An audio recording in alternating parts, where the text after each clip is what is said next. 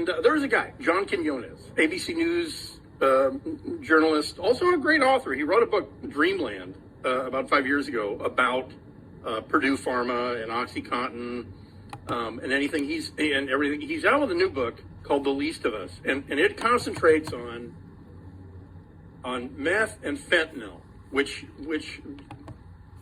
the reason that you're driving around the Northwest and you're looking at people who seem a little crazier than maybe 10 years ago is because of a couple things about what they're putting in their bodies.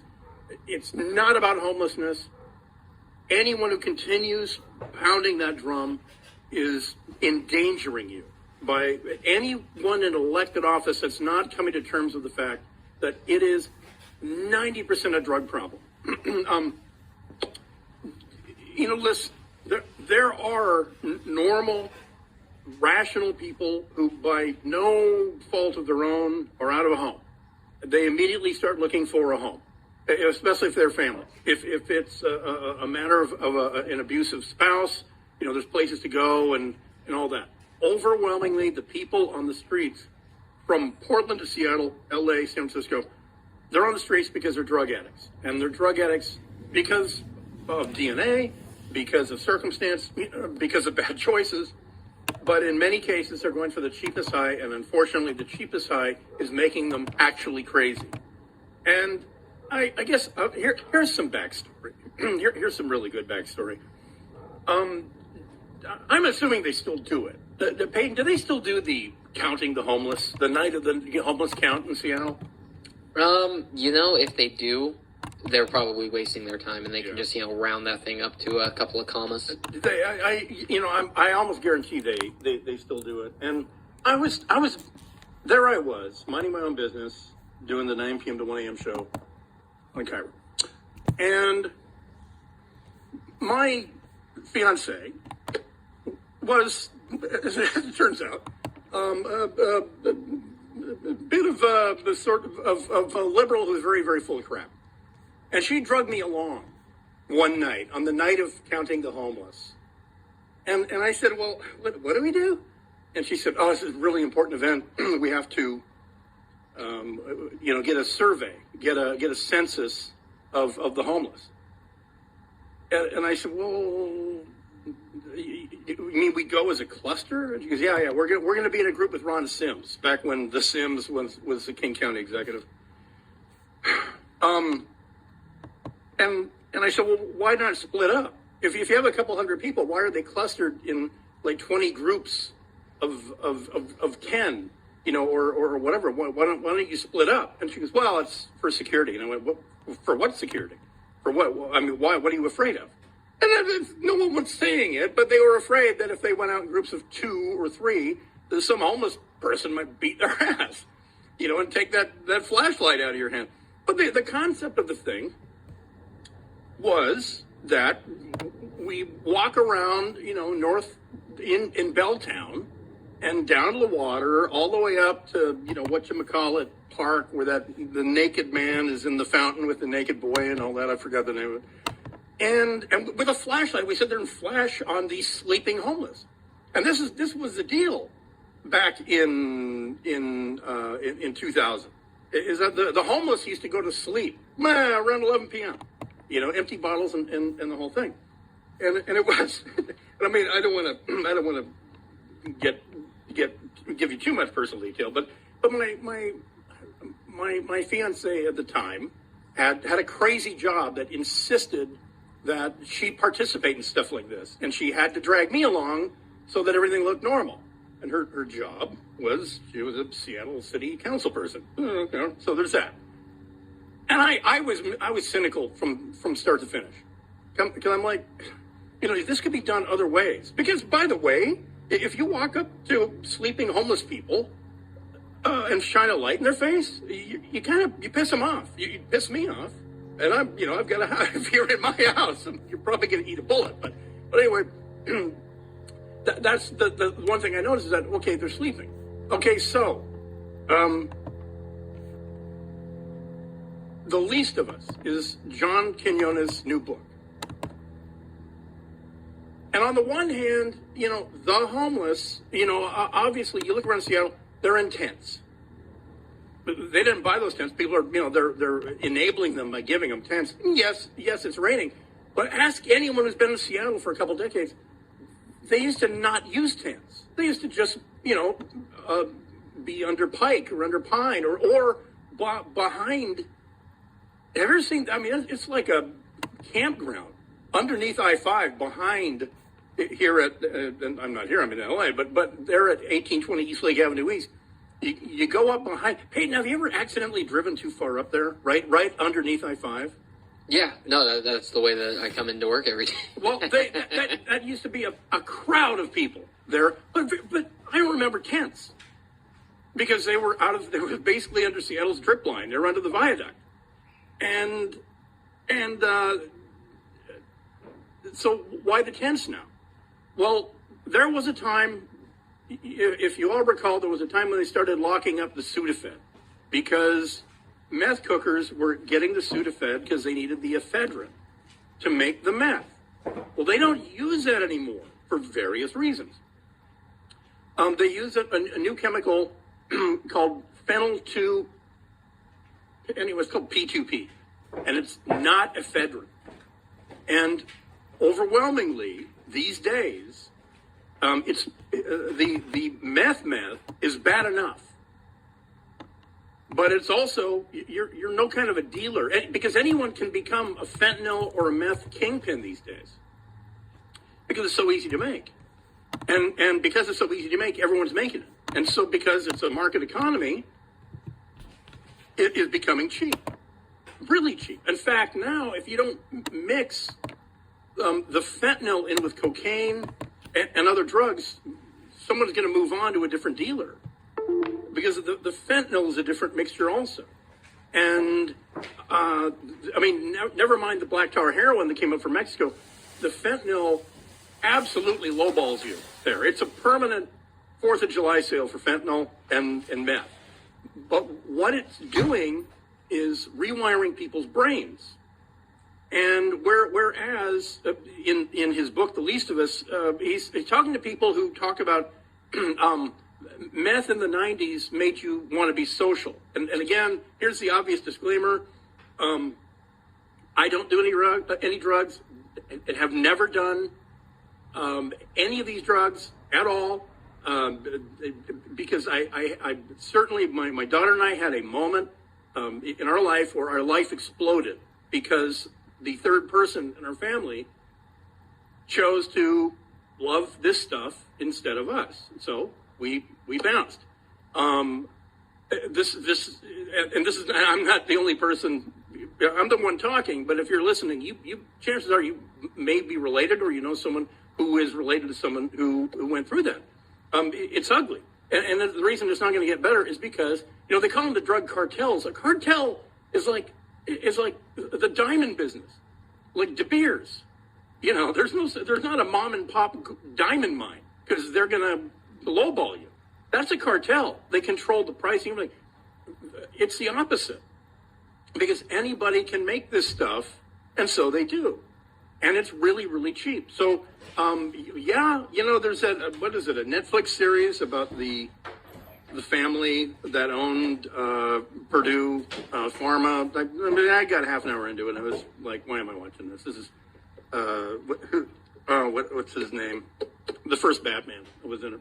Anyway, it's pretty good, but it's just depressing. Adam West? No, yes, that's correct. Adam West. No, the movie Batman. Michael Keaton. Keaton. Yeah, he's a country doctor who's kind of the avatar, for the thing. All right, so more on this from the book The Least of Us by John Quinones. What this stuff does, why it's creating this seeming increase of more insanity from the drug addict homeless that you're seeing all up and down the West Coast right after this. It's the Jason Rand Show. Brian filling in for Jason today and tomorrow. The Monologue.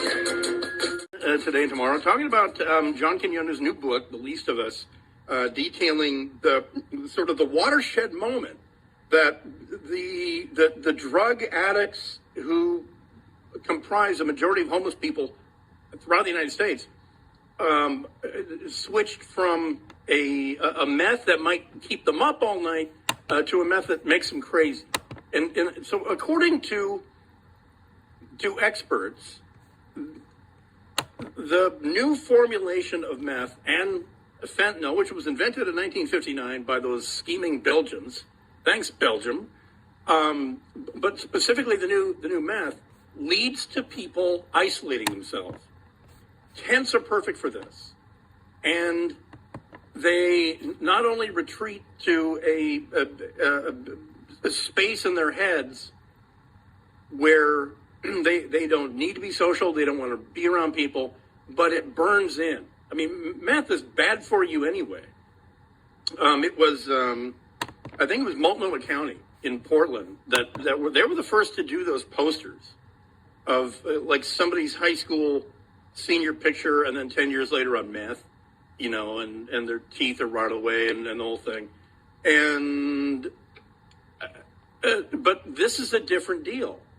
And so if you're seeing, for instance, the increase in crime last year in Seattle and in fact all up and down the West Coast, in California it's because we emptied the prisons of, you know, criminals, which traditionally is where you put them. And so in California, it was a self-inflicted wound. I mean, almost, you know, literally.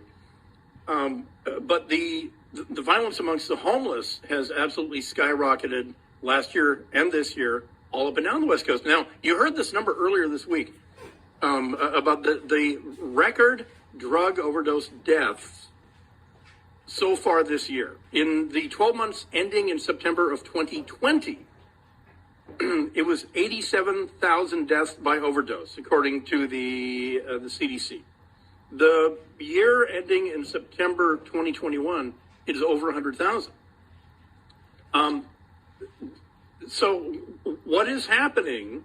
And you know, there's lots of people who become psychotic with certain drugs, but the incidences of violent behavior by drug addicts of this new meth, which is everywhere, especially on the West Coast, is driving a lot of the violence numbers. And so, for instance, the walking bus. Wait, Pete, do you have that audio or do I have that audio? Should I? I think you have that audio. You do have that? Okay. This, I don't know if everyone, this happened, I guess, a couple of weeks ago. A homeless guy goes into the King County office building, the King County executive building, and he sexually assaulted somebody in the bathroom. Well, so Seattle is at a point now where they cannot guarantee the safety of county workers or anybody in downtown Seattle. Also, by the way, I never lived in Seattle at a time when anyone said, yeah, you better get out of there before dark. Oh, what, you mean 4:30? Okay, yeah, that works. But there's people who work for City of Seattle, County of King, Junior, State of Washington, who work in downtown Seattle. They can't leave till 5. And so now they've come up with the walking bus program. And this was, I'm going to say it's channel for Como 4. But, and Peyton, you said you do have it? Yeah, we got it. It is Como. Okay, this is Como's story on this great new program to send unarmed people to escort other unarmed people safely through the streets of Seattle. When the workday draws to a close, 2 security officers are now available outside the King County Courthouse to help employees safely reach their bus, train, or ferry ride home. I think it's a smart thing. A lot of people are scared from this area, especially under the bridge. I mean, it's a good idea to always walk with somebody. The guards don't carry guns, but they do have ballistic vests, pepper spray, and radios. They lead county employees from the courthouse through Pioneer Square and over to Coleman Dock, where they can board a boat. If needed, another guard can escort workers to the King Street station if they plan to go home by bus or train. I think it's necessary just because there's a lot going on down here in downtown. But if I did have to go down to the ferry docks down that way or to King Street Center, I would be nervous about walking down there by myself. Como News has been documenting the safety risks in and around the courthouse, which culminated in a sexual assault inside a bathroom. Efforts have been underway to address the crime, and the walking bus program is part of that. And I don't like to even be out here at dusk. Just there's a lot of bad things that happen and that you see and that you hear. The walking bus is in addition to security escorts already offered, where workers have been able to request a chaperone to join them to cross several city blocks. I hope a lot of people use it, but I think it's a good idea. I think there's safety in numbers. So you get the point, right? The county did not. My program would be called Stick.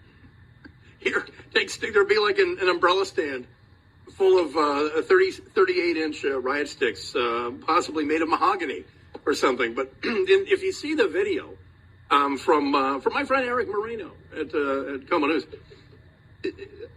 one of the security guards, they're wearing dark uniforms. There's a King County patch and it says security on the back. She's walking with her hands in her pockets. I mean, she's not looking particularly physically intimidating. And I mean, you ask anybody in that business, 99% of why someone preys upon you, because that is what it is because you look vulnerable. You don't look confident. But anyway, so you hear that. That's where they are. Instead of vigorously prosecuting the people who are doing street crime and putting them away, no, there's going to be escorts going from 3rd Avenue down to the ferry dock, up and down, up and down.